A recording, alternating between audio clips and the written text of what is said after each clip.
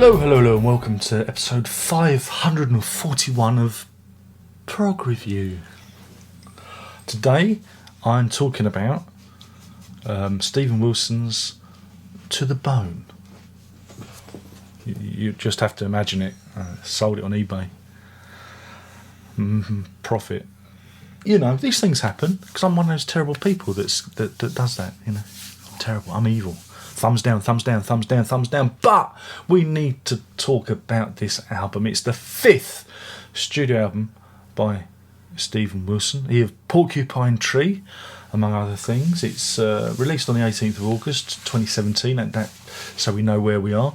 Rocks up at 59 minutes 46 seconds. I think you'll agree it's probably the greatest work he's ever put out. I mean, it's 59 minutes 46 seconds of pure progressive pop. Again, it opens with To the Bone, which is about, truth, perspectives. What is the truth in this day of fake news? These days of stories being put out on Facebook that aren't true, and on social media and in the media themselves.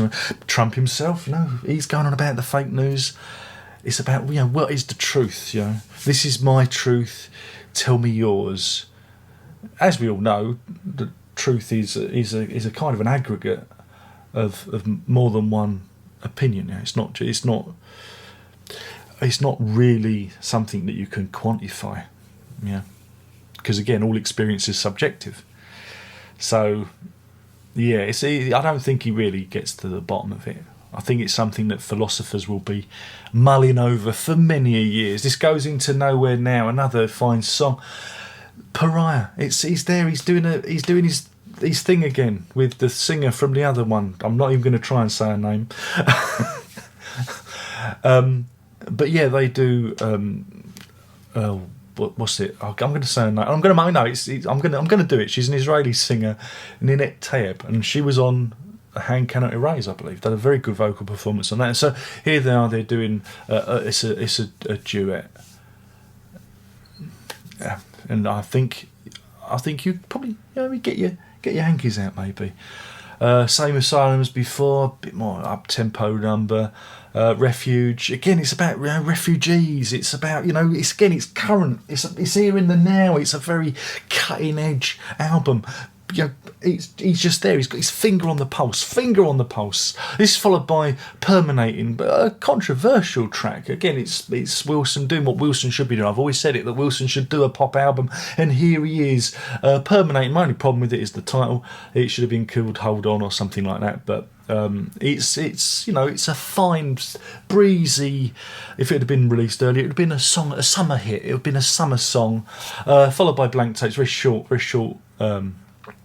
Again, another duet. People Who Look at Darkness is, a bit grungy. Song of Iron. Detonation. Oh, it's about, suicide bombers and stuff. And Song of the Unborn is I guess it's almost like a nod to Kate Bush, isn't it? Really, and her track about the embryo in situ.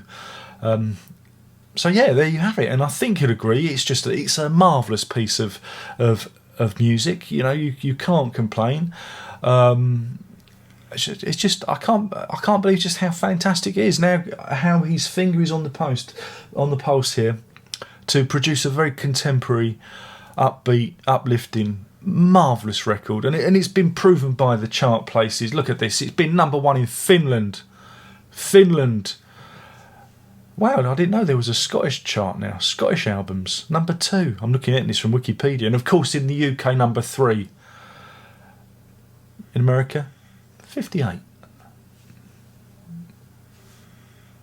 But there you go. It just goes to show. And so when it comes to a rating, this gets 5 pariahs out of 5. That's 5 pariahs out of 5. Go out and buy it now. There are links in the description. If you haven't heard any of Steven Wilson's work, you must. I insist that you listen to it. This is the album to buy. I can't express enough just what a fine, wonderful piece of work this is. That's it. My name's been Darren Rock. There's not much else to say apart from buy this record. It shows you the pure brilliance of Steven Wilson. And on that, there's only one more thing to say, and that's prog on.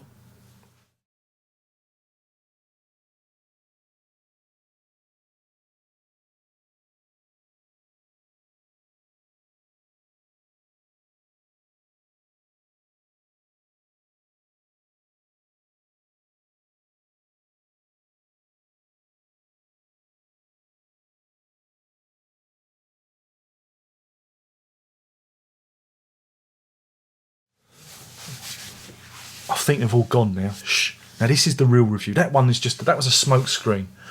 That's a smoke screen to put off the haters, okay? Because I'm gonna get pilloried for this. So I had to do that. Just to put them off the scent. They'll click away. They're stupid after the thing. They'll just click away. They'll hear the 5 out of 5. And then we're doing the real review now. So anyway, like I said, this is his 5th studio album. 5th. Someone make him stop. And yeah, it's unfortunate because it's called To the Bone, and there's a really good film called To the Bone on Netflix starring Lily Collins, Phil Collins' daughter. It's about anorexia. You'd be much better going to watch that instead of listening to this. Yeah, what can I say? It is probably the worst. It's terrible. It is a really dull album. And the only thing that lifts it is that fucking awful track Permeating. I do try. And I've been, because I know he's got an ear for tunes and stuff, but the problem with this record is, and I watched the documentary because I got the deluxe edition and I listened to the Blu-ray surround sound mix. It's all right. But I watched the documentary and he's sitting in the studio going on about how he wants to, do something different and he wants to be, forward-thinking, cutting edge, and then he produces this, and it is just the same old phrasing, the same old weak vocals. I don't know why. Again, 59 fucking miserable minutes.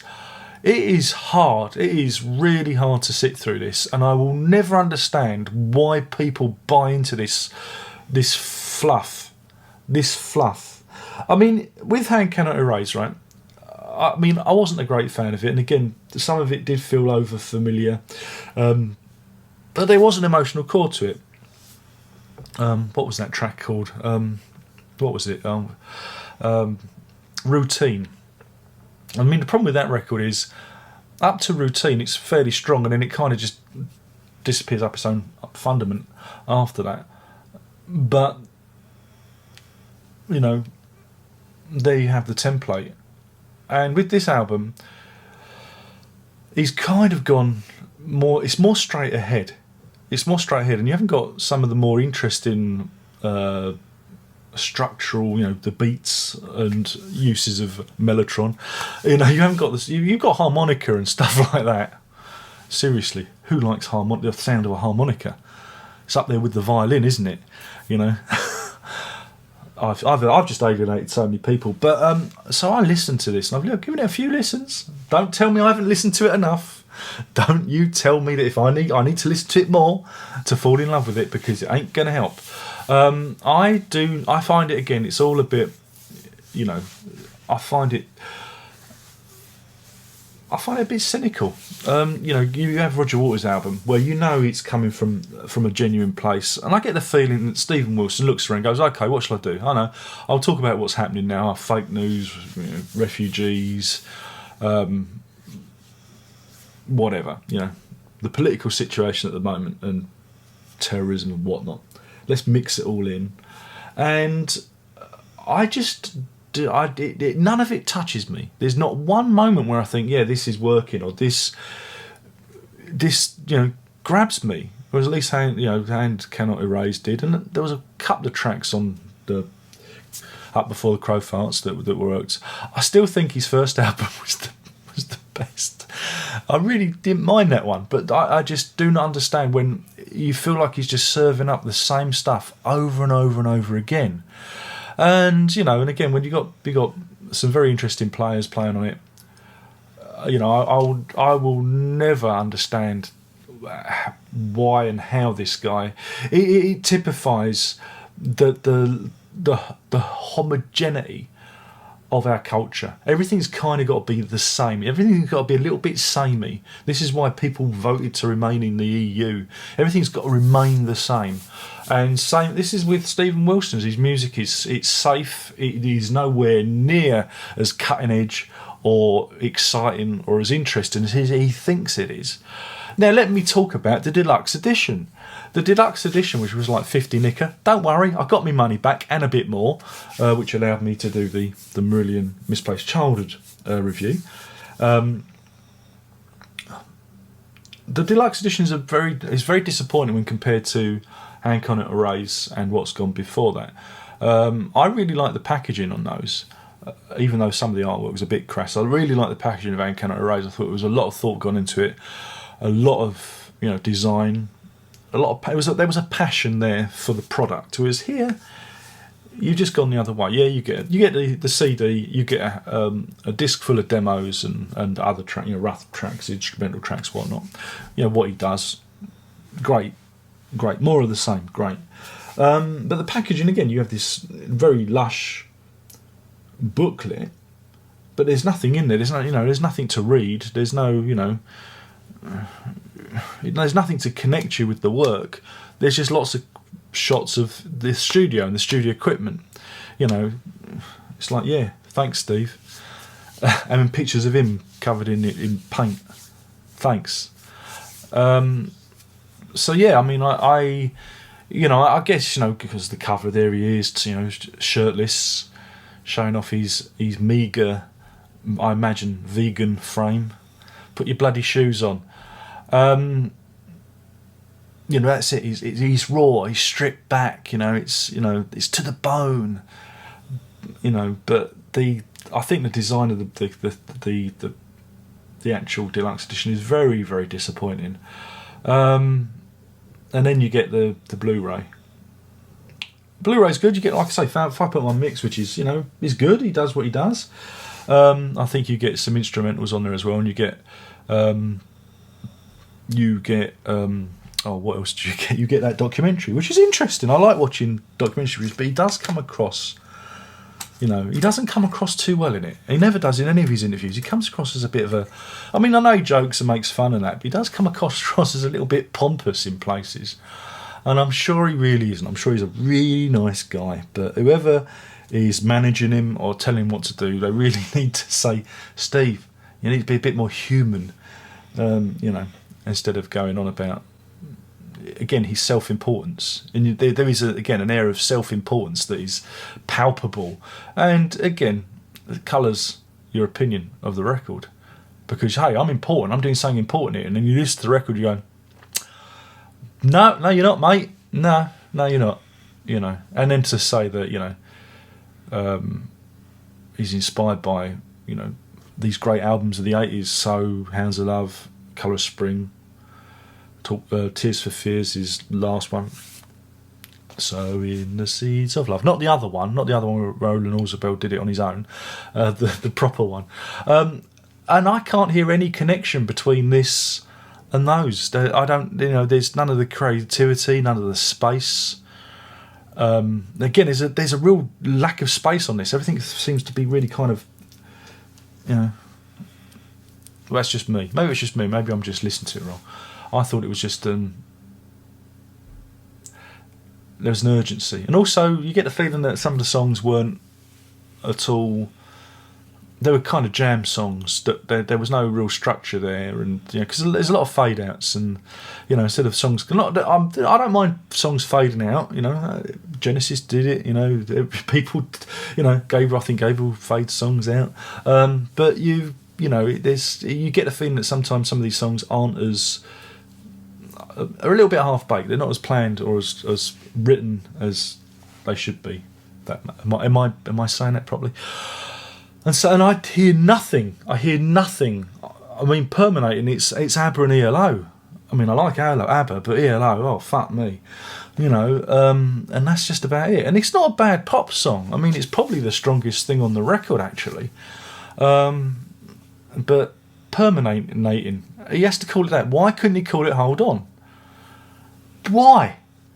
That is the main bloody cry of the song. But no, I'm going to be difficult because I'm smarter than you, and this is important, and this means something, and this, and that's what it turns me off. It leaves me cold. It really does. I mean, in terms of record, I really wouldn't bother with it. It's a real step back. It shows you that he is stuck, that he relies on the same phrasing in terms of songwriting. There's not a lot of difference here. And again, when his first album, I'm not going to say it because you always say I pronounce it wrong. Insurgentes.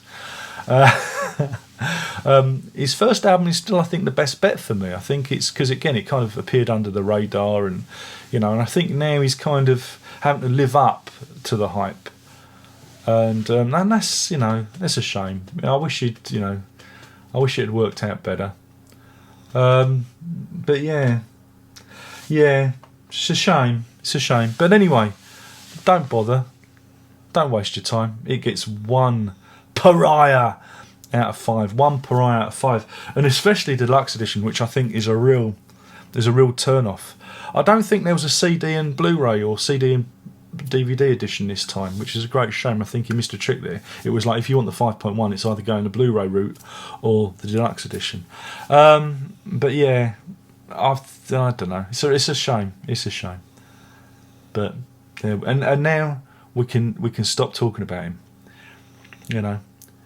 And as I've said, it'll go in at number 3 in the UK chart, but it'll drop out the chart. Give it a couple of weeks, and it'll be gone. Because that's what they do. Same with Marillion, same with Mike Oldfield.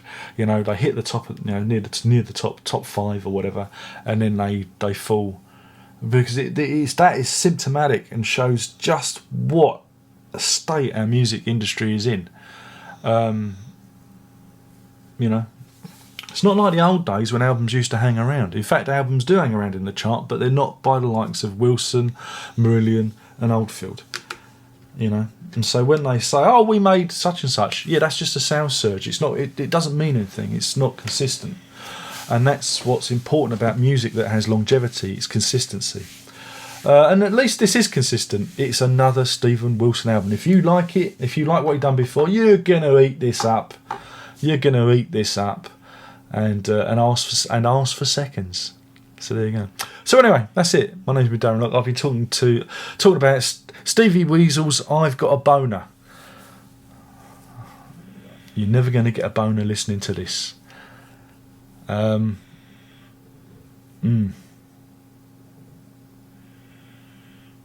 So that's it. I've done it now. I've gone and done it. Hopefully, like I said, that decoy at the beginning would have put everyone off the scent and spare me the thumbs down and the drubbing I soundly deserve for having an opinion. But yeah, and if you tell me I didn't listen to it enough, do fuck off, because that's what music should be. Immediate. There should be immediacy about it. Only jazz you should have to work at, and this is nowhere near as complex as jazz. This is fairly superficial. All surface, no substance. That's it. Only one more thing to say, and that is, prog on, don't bother with this. Bye.